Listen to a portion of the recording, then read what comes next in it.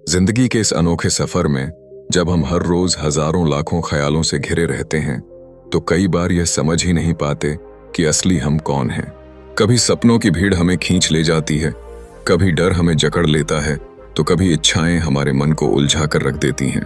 और ऐसे ही असंख्य विचारों की भीड़ में हम धीरे धीरे उस शांति से दूर होने लगते हैं जिसकी तलाश में हम हर दिन भटकते रहते हैं। शायद यही कारण है कि जब ए मिलियन थॉट्स जैसी किताब सामने आती है, तो वह केवल एक किताब नहीं रहती, बल्कि हमारे मन और आत्मा के बीच सेतु बन जाती है। ओम स्वामी जी द्वारा लिखी गई यह पुस्तक केवल शब्दों का संग्रह नहीं है, बल्कि यह जीवन को समझने की एक गहरी साधना है।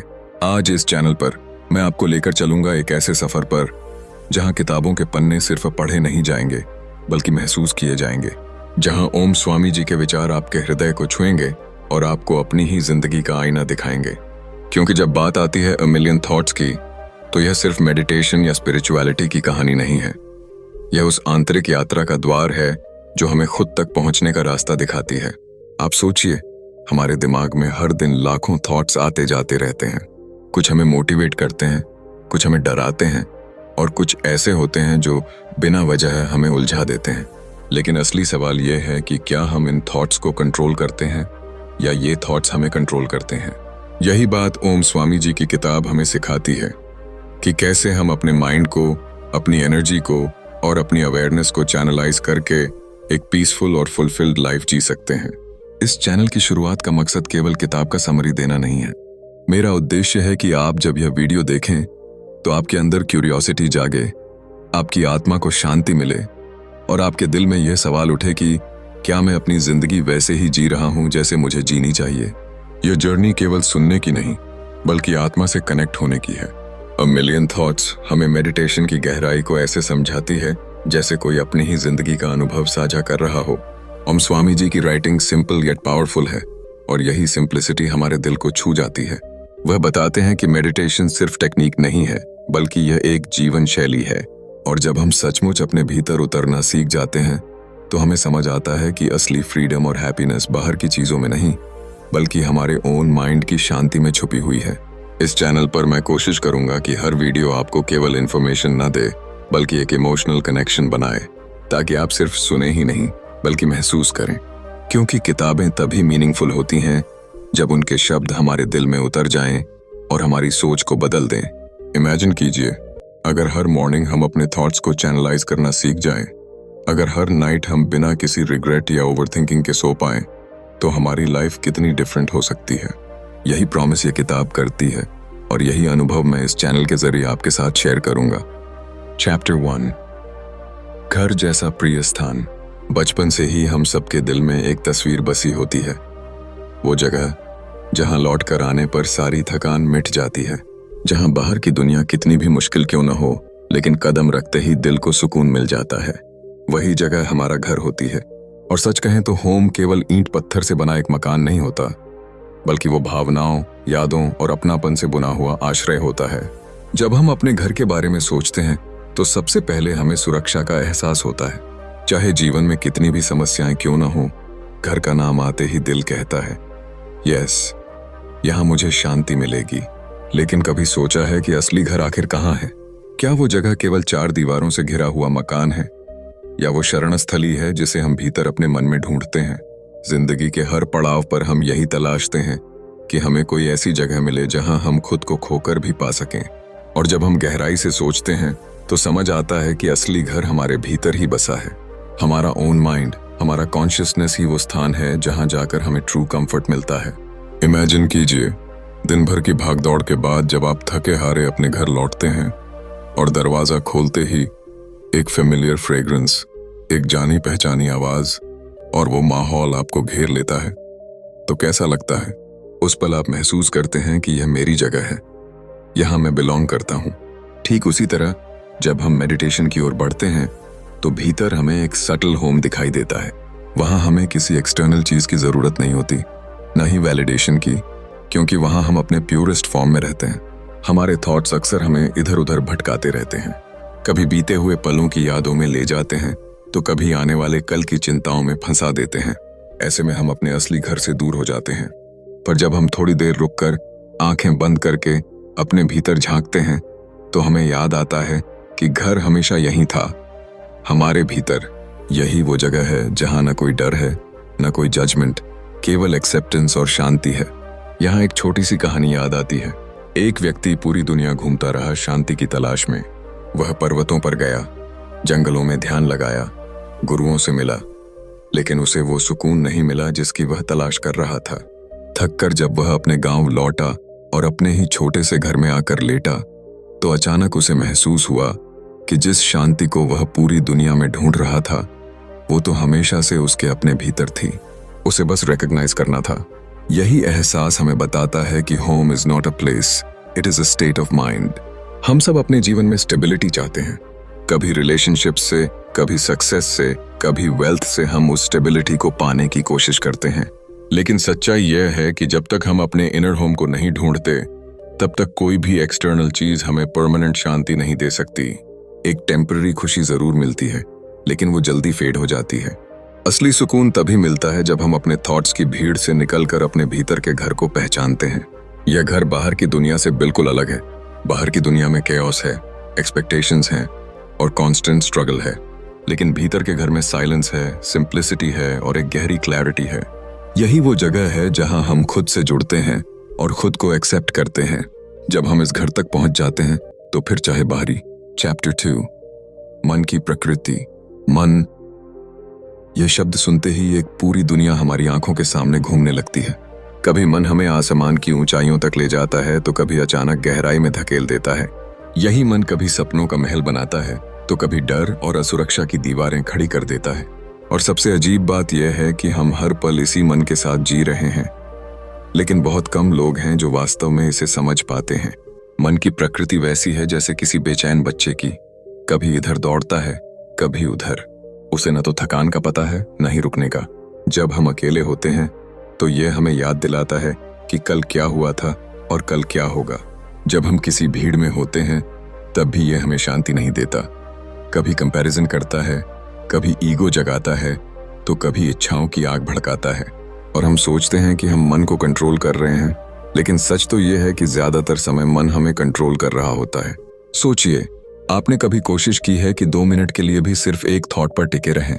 शायद शुरुआत के कुछ सेकंड आप मैनेज कर लेंगे, लेकिन अचानक कोई रैंडम मेमोरी आ जाएगी, कोई अधूरा काम याद आ जाएगा, या फिर अचानक फ्यूचर का कोई डर सामने आ जाएगा। यही मन का स्वभाव है। ये रेस्टलेस है, अस्थिर है और हमेशा एक थॉट से दूसरे थॉट पर कूदता रहता है। और यही मन की असली शक्ति भी है, क्योंकि यही हमें क्रिएटिव बनाता है, यही हमें इमेजिन करने की एबिलिटी देता है। लेकिन जब यही शक्ति अनकंट्रोल्ड हो जाती है तो यह हमें दुख और तनाव में फंसा देती है। मन की सबसे गहरी परत यह है कि यह कभी अकेला नहीं रहता। जैसे ही एक थॉट आता है, उसके साथ इमोशंस, डिजायर्स और रिएक्शंस जुड़ जाते हैं।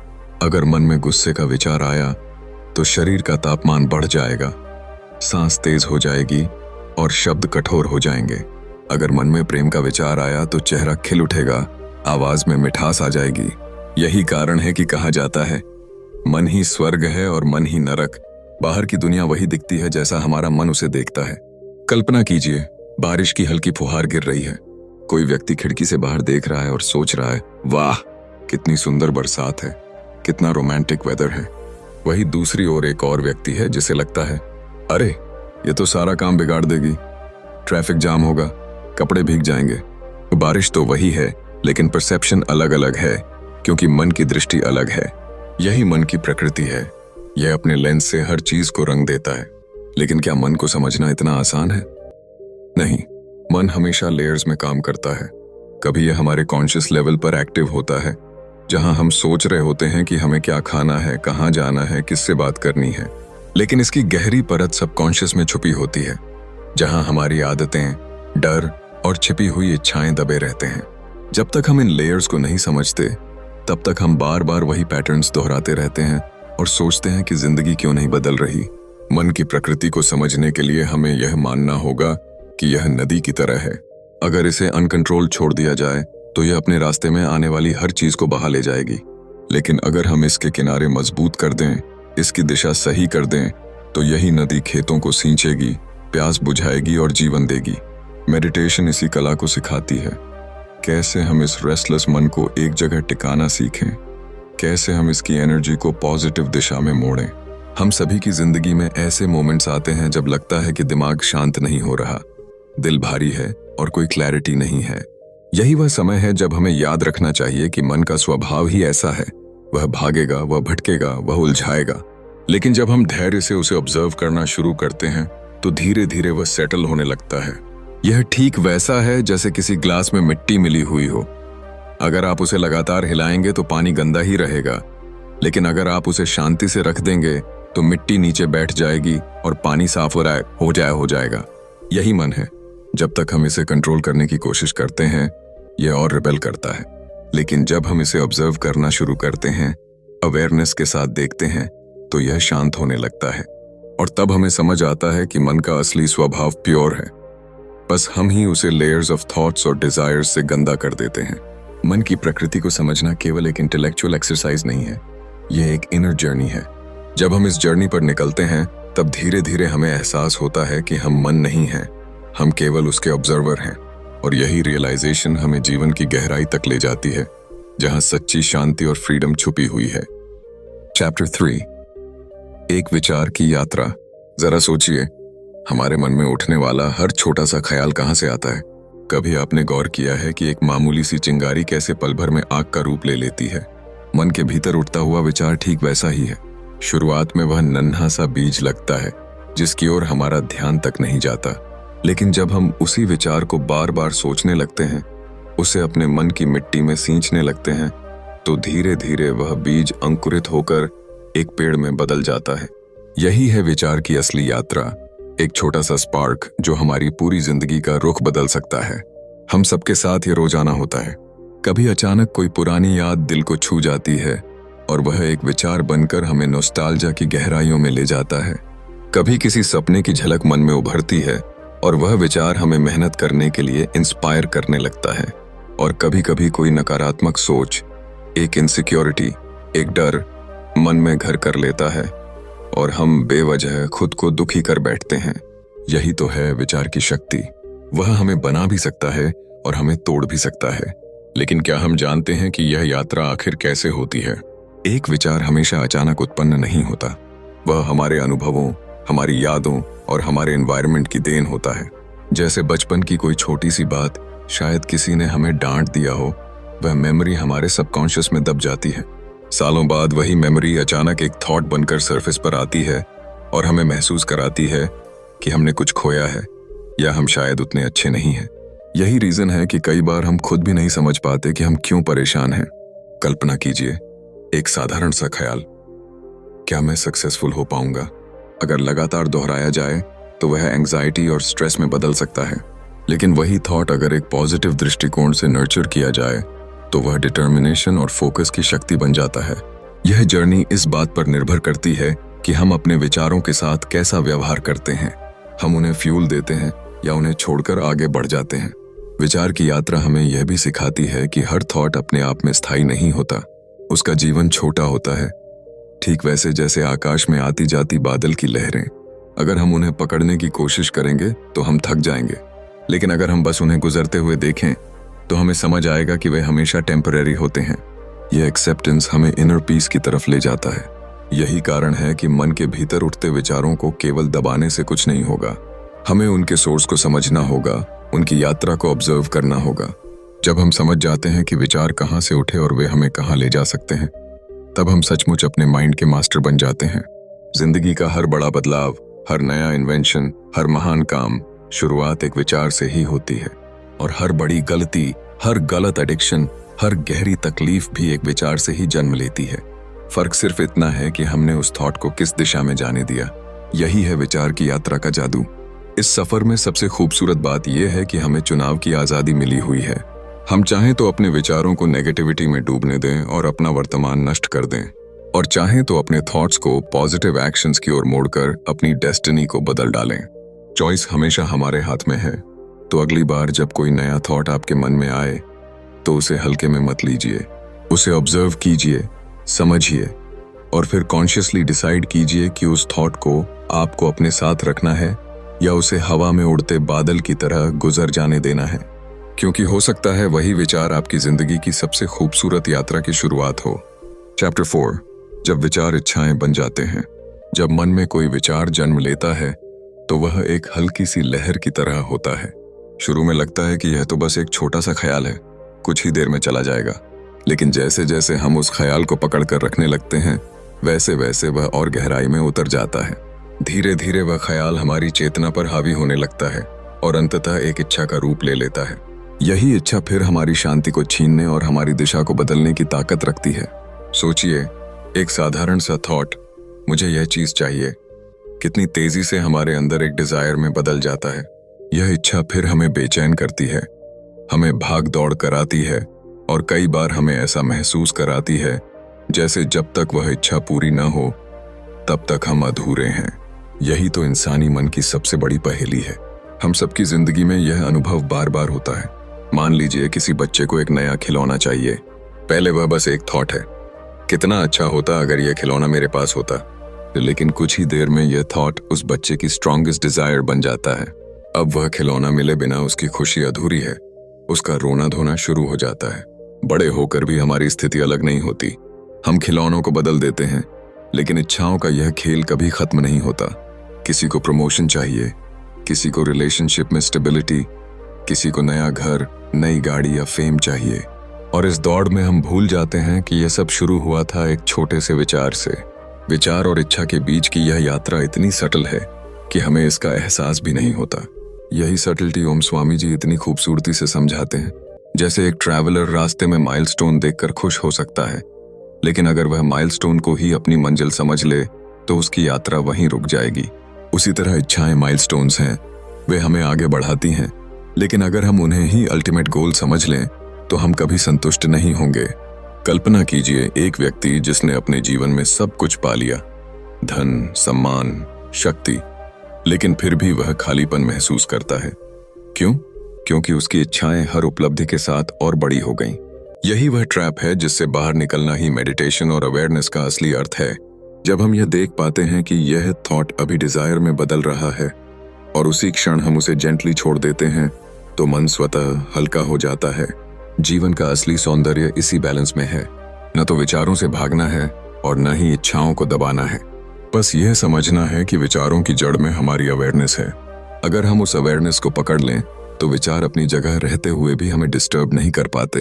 इच्छाओं का खेल इंसान को पूरी तरह अपने वश में कर सकता है, लेकिन अवेयरनेस का दीपक जलते ही वही खेल हमें जीवन का सबसे बड़ा लेसन सिखा देता है।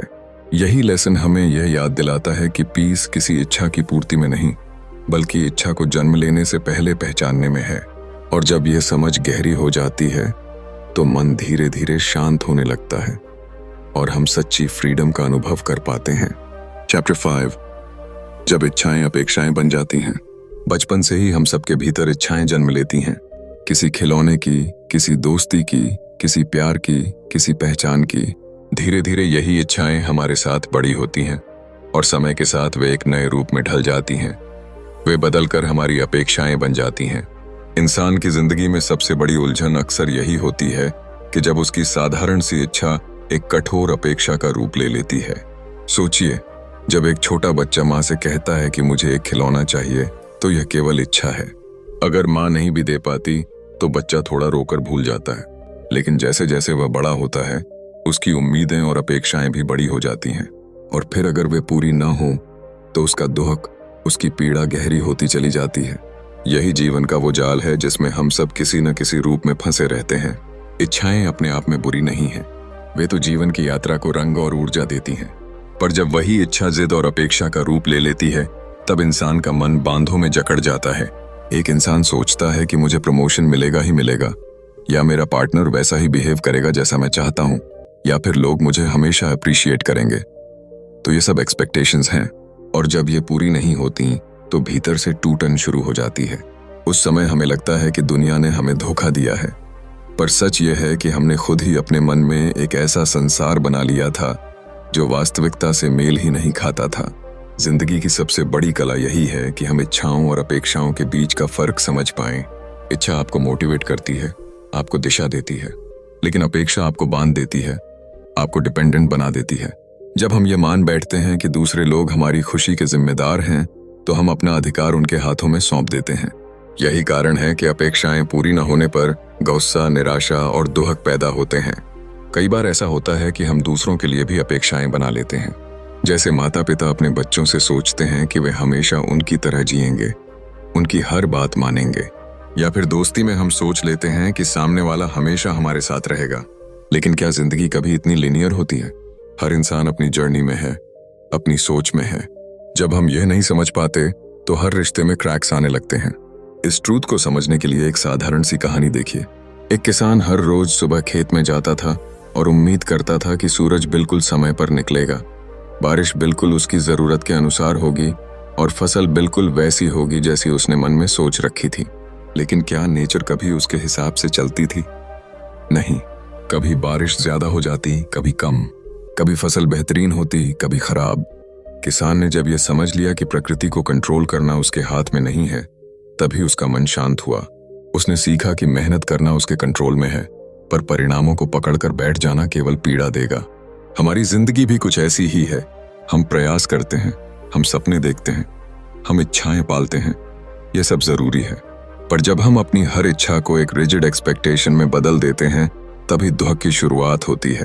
अगर हम ये सीख जाएं कि इच्छाएं हो सकती हैं, पर उनका पूरा होना जरूरी नहीं है, तो हमारी जिंदगी हल्की और शांत हो जाती है। इंसान की असली शक्ति एक्सेप्टेंस में है। जब हम एक्सेप्ट करना सीखते हैं कि हर चीज हमारे कंट्रोल में नहीं है, जब हम दूसरों पर अपनी हैप्पीनेस का बोझ डालना बंद कर देते हैं, तभी हम सच में फ्री होते हैं। उस समय हमें समझ आता है कि हैप्पीनेस कोई बाहरी गिफ्ट नहीं है, बल्कि यह हमारे भीतर की स्थिति है। कल्पना कीजिए, अगर हर रिश्ते में हम बिना अपेक्षाओं के जीना सीख जाएं, तो कैसा अद्भुत बदलाव आए। जब हम दोस्ती करेंगे सिर्फ दोस्ती के लिए, प्यार करेंगे सिर्फ प्यार के लिए और काम करेंगे सिर्फ कर्म के लिए, बिना इस वरीके के बदले में हमें क्या मिलेगा, तो जिंदगी कितनी ब्यूटीफुल और मीनिंगफुल लगने लगेगी। यही जीवन का असली लेसन है। इच्छाएं हमारी साथी हैं, लेकिन अपेक्षाएं हमारी कैद। जब तक हम इस ट्रूथ को नहीं समझेंगे, हम हर पल एक अदृश्य बोझ ढोते रहेंगे। लेकिन जैसे ही हम छोड़ना सीखेंगे, वैसे ही हमारी आत्मा हल्की हो जाएगी, मन शांत हो जाएगा और दिल में एक गहरी शांति उतर जाएगी। यही वह स्टेट है जहां इंसान अपने भीतर से जुड़ता है और वास्तविक खुशी को महसूस करता है। चैप्टर 6, जब विचार चीजों के रूप में आकार लेते हैं। बचपन से ही हमें यह सिखाया जाता है कि सोचो और फिर वैसा ही बन जाओ, मगर शायद ही कभी हमने रुककर यह महसूस किया हो कि हमारे विचार कितने गहरे और शक्तिशाली होते हैं। हमारे मन में उठने वाली एक छोटी सी लहर भी कभी कभी जीवन की दिशा को बदल देती है। सोचिए, जब कोई बच्चा पहली बार यह सोचता है कि मैं उड़ना चाहता हूं, तो वही ख्याल आगे चलकर विमानों की खोज का कारण बनता है। जब किसी गरीब इंसान के दिल में यह विचार जन्म लेता है कि मुझे अपनी हालत बदलनी है, तो वही विचार उसे संघर्ष की आग से गुजरकर कामयाबी की ऊंचाइयों तक पहुंचा देता है। यही तो जादू है विचारों का। यही है उनकी असली ताकत कि वे सिर्फ मन में उठकर खत्म नहीं हो जाते, बल्कि धीरे धीरे हकीकत की शक्ल अख्तियार कर लेते हैं। हमारी जिंदगी में जो कुछ भी है, वह कभी न कभी किसी के मन में एक थॉट बनकर ही शुरू हुआ था। एक घर, एक रिश्ते की नींव, एक नई इन्वेंशन, यहाँ तक कि हमारा अपना सपना भी, सब कुछ किसी ने पहले सोचा और फिर उसको हकीकत में ढाल दिया। पर यहाँ पर सवाल उठता है कि क्या हर विचार हकीकत बनता है? शायद नहीं, क्योंकि हर थॉट को चीज में बदलने के लिए जरूरी है फोकस, ऊर्जा और निरंतर विश्वास। अक्सर हम लाखों विचारों में खोए रहते हैं, लेकिन उनमें से कुछ ही ऐसे होते हैं जिन्हें हम अपनी पूरी ताकत के साथ पकड़े रखते हैं। वही विचार धीरे धीरे हमारे सबकॉन्शियस माइंड में जगह बना लेते हैं और यहीं से ट्रांसफॉर्मेशन की शुरुआत होती है। जैसे बीज बोने के बाद अगर उसे पानी, मिट्टी और धूप सही मिले, तो वह अंकुर फूटकर विशाल वृक्ष बन जाता है। वैसे ही विचारों को भी लगातार अटेंशन और डिटर्मिनेशन चाहिए होता है। जब हम उन्हें नर्चर करते हैं, तो वे हमारी आउटर रियलिटी का हिस्सा बन जाते हैं। आपने देखा होगा कि कभी कभी एक नकारात्मक थॉट भी हमारे जीवन में ऐसी घटनाएं ले आता है जिन्हें हम टालना चाहते थे। किसी स्टूडेंट के मन में बार बार यह ख्याल आता है कि मैं फेल हो जाऊंगा, और अजीब संयोग से वह फेल हो जाता है। यह कोई जादू नहीं, बल्कि विचारों की सटल एनर्जी है जो हमारे एक्शंस को, हमारे चॉइसेस को और अंततः हमारे आउटकम्स को शेप करती है। इसी तरह अगर कोई एंटरप्रेन्योर रोज ये सोचता है कि मेरा बिजनेस सक्सीड होगा, तो उसका पूरा मन और शरीर उसी दिशा में काम करने लगता है। भले ही रास्ता मुश्किल हो, लेकिन वह थॉट उसे हारने नहीं देता और अंततः वह अपने सपने को रियलिटी बना देता है। विचारों के चीज में बदलने की यह प्रक्रिया हमें यह सिखाती है कि हमें अपने मन को कंट्रोल करना सीखना होगा। मन को अगर खुला छोड़ दिया जाए तो वह हर तरह की वीड्स यानी नकारात्मकताओं से भर जाएगा। लेकिन अगर हम सचेत रहकर पॉजिटिव कंस्ट्रक्टिव थॉट्स चुनते हैं तो वही विचार हमारी जिंदगी की जमीन को उर्वर बना देते हैं। ये जर्नी आसान नहीं है क्योंकि मन हमेशा रेस्टलेस रहता है, लेकिन जैसे जैसे हम अवेयरनेस और ध्यान का अभ्यास करते हैं वैसे वैसे हम अपने विचारों के साथ एक कॉन्शियस रिलेशनशिप बनाना सीख जाते हैं। इस प्रक्रिया में एक और गहरी बात है, विचार कभी अकेले काम नहीं करते। जब हम किसी थॉट को बार बार दोहराते हैं तो वह हमारी भावनाओं से जुड़ने लगता है, और जब थॉट और इमोशन मिल जाते हैं तो वे एक मैग्नेटिक फोर्स बना देते हैं। यही फोर्स सर्कमस्टेंसेस को आकर्षित करती है और हमें उस दिशा में ले जाती है। यही कारण है कि कहा जाता है, be careful what you think because your thoughts are shaping your destiny. जरा अपने जीवन पर नजर डालिए। जिन चीजों का आप आज अनुभव कर रहे हैं उनमें से कितनी ऐसी हैं जिन्हें आपने कभी अपने मन में कल्पना की थी। शायद एक घर, एक दोस्ती, एक करियर, या यहाँ तक कि एक प्रॉब्लम भी। यही एविडेंस है कि हमारे विचार महज हवाई बातें नहीं होते, बल्कि हमारी रियलिटी का ब्लूप्रिंट होते हैं। तो असली चैलेंज ये नहीं है कि हम सोचते कितना है, बल्कि यह है कि हम क्या सोचते हैं और किस पर टिके रहते हैं। जो विचार लगातार हमारे मन में रहते हैं वही धीरे धीरे शेप लेकर हमारे सामने आ जाते हैं। अगर हम अपने भीतर क्लैरिटी और फोकस पैदा कर लें तो कोई भी थॉट हमारे लिए जीवन का नया ट्रूथ बन सकता है। और यही वह रियलाइजेशन है जो हमें गहराई से हिला देता है। हमें समझ आता है कि हम सर्कमस्टेंसेस के शिकार नहीं हैं, बल्कि अपने विचारों के निर्माता हैं। जब यह अवेयरनेस आती है तो जीवन एक नई रोशनी से भर उठता है, क्योंकि तब हमें यह शक्ति महसूस होती है कि अगर हम सचमुच चाहें तो अपने मन की दुनिया को बदलकर आउटर दुनिया को भी ट्रांसफॉर्म कर सकते हैं। चैप्टर 7, ध्यान क्या नहीं है। कभी आपने सोचा है कि ध्यान को लेकर हमारी सबसे बड़ी उलझन क्या है? हम में से ज्यादातर लोग ध्यान का नाम सुनते ही यह मान लेते हैं कि यह केवल आंखें बंद करने, चुपचाप बैठ जाने या किसी विशेष आसन में घंटों टिके रहने का अभ्यास है। हमें लगता है कि अगर हम कुछ देर शांति से बैठे रहे, कोई मंत्र दोहरा लिया या दिमाग को जबरदस्ती रोके रखा तो यही ध्यान है। लेकिन सच्चाई इससे कहीं गहरी और कहीं ज्यादा सुंदर है। जरा कल्पना कीजिए, एक छोटा बच्चा समुद्र किनारे बैठा है और अपने हाथों से रेत का किला बना रहा है। वह पूरी लगन से उसमें दीवारें बनाता है, झंडे लगाता है और हर लहर से अपने किले को बचाने की कोशिश करता है। लेकिन जैसे ही ज्वार उठता है उसकी मेहनत पल भर में मिट जाती है। बच्चा रो पड़ता है क्योंकि उसे लगता है कि सब खत्म हो गया। पर असलियत यह है कि किला कभी स्थायी था ही नहीं। बिल्कुल इसी तरह जब हम ध्यान को केवल बाहरी क्रियाओं, आसनों और दिखावे में खोजते हैं तो हम भी उसी बच्चे की तरह बार बार निराश होते हैं। ध्यान न तो केवल श्वासों को गिनना है, न ही जबरदस्ती खालीपन लाना। यह न तो सिर्फ संगीत सुनकर तल्लीन हो जाना है, न ही किसी धार्मिक रस्म को मैकेनिकली निभाना। ये सब प्रक्रियाएं रास्ते हो सकती हैं, साधन हो सकती हैं, लेकिन यही मंजिल नहीं है। असली ध्यान तो एक गहरा अनुभव है जहां आप अपने भीतर की आवाज से जुड़ते हैं। सोचिए, अगर कोई आपसे कहे कि ध्यान का मतलब है अपने दिमाग में बिल्कुल भी विचार ना आना, तो क्या यह संभव है? हमारा माइंड लाखों थॉट्स से भरा रहता है। अगर हम उन्हें रोकने की कोशिश करेंगे तो वे और तेजी से लौटेंगे। यह वैसा ही है जैसे आप किसी नदी के प्रवाह को अपने हाथों से रोकना चाहें। जितना रोकेंगे उतना ही पानी प्रचंड गति से बह निकलेगा। ध्यान का सार यही है कि हमें विचारों को रोकना नहीं, बल्कि उन्हें स्वीकारना और देखना सीखना है। यह बिल्कुल उस यात्री की तरह है जो जंगल के बीच से गुजर रहा हो। रास्ते में उसे अलग अलग आवाजें सुनाई देती हैं, पक्षियों की चहचहाहट, पत्तों की सरसराहट, दूर से आती किसी नदी की गूंज। अगर वह हर आवाज पर अटक जाएगा तो कभी अपनी मंजिल तक नहीं पहुंचेगा। लेकिन अगर वह बस उन आवाजों को सुनता हुआ बिना उलझे हुए आगे बढ़ता रहे तो धीरे धीरे उसे रास्ता साफ दिखाई देने लगेगा। यही ध्यान की असली परिभाषा है। अपने भीतर के थॉट्स, इमोशंस और एक्सपीरियंसेस को देखना, उन्हें एक्नॉलेज करना और फिर आगे बढ़ जाना। बहुत से लोग मेडिटेशन को सिर्फ रिलैक्सेशन समझ बैठते हैं। वे सोचते हैं कि यह स्ट्रेस रिलीज करने का शॉर्टकट है, लेकिन ध्यान केवल आराम का साधन नहीं है, यह ट्रांसफॉर्मेशन की एक यात्रा है। रिलैक्सेशन इसका साइड इफेक्ट हो सकता है, पर असली मकसद है अपने भीतर की गहराई तक उतरना, उस शांत तल तक पहुंचना जहां हमारी सोल स्थिर और प्रसन्न है। हम स्वामी बताते हैं कि ध्यान वह नहीं है जो हमें बाहर से किसी फॉर्मूला में मिले। यह कोई एक्सरसाइज नहीं जिसे हर दिन क्लॉकवर्क की तरह किया जाए। यह तो आत्मा की भाषा है, हार्ट की वो धड़कन है जो हर पल हमें यह याद दिलाती है कि हम केवल शरीर या विचार नहीं हैं, बल्कि उससे कहीं अधिक हैं। आप जरा इमेजिन कीजिए, एक झील है जिसकी सतह पर लहरें लगातार उठ रही हैं।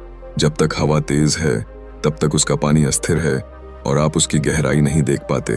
लेकिन जैसे ही हवा थम जाती है, पानी धीरे धीरे शांत हो जाता है और आप उसके तल में छुपे मोती साफ देख सकते हैं। ध्यान भी ऐसा ही है। यह सतह की हलचल को रोकना नहीं, बल्कि उस हलचल को सेटल होने देना है। और जब यह सेटल हो जाती है, तभी हम अपने भीतर के मोतियों को पहचान पाते हैं।